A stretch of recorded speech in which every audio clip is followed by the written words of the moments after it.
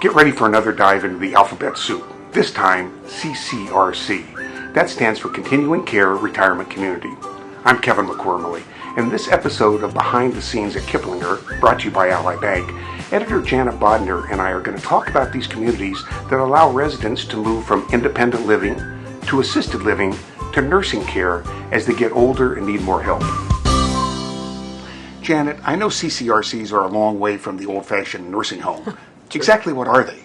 They are facilities where you can live for the rest of your life. And you can start in an independent living situation. If you need more care, you can move into assisted living. And if you really need it, you can move into nursing home care. How old are people when they move into a CCRC? Well, there is a requirement that you be at least age 62, but in fact, people usually are around age 80 when they move into a CCRC.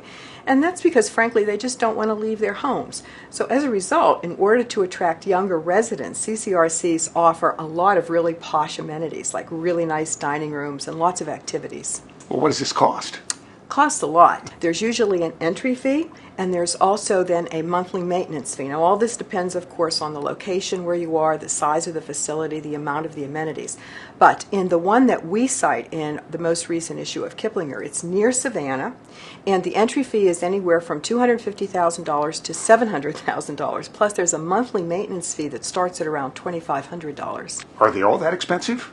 Not always, obviously. Again, depends on the location, the amenities, and the facility itself. But on average, the entry fee is about $280,000. And you really need to ask questions about this when you move in because you want to know how much of this fee, if any, may be refundable to your heirs. So, I understand there are both financial and health criteria which must be met before they'll even allow you to move into a CCRC.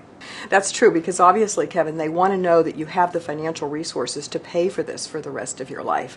Also, if you're going to move into an independent living situation initially, they want to know that you're healthy enough to manage that.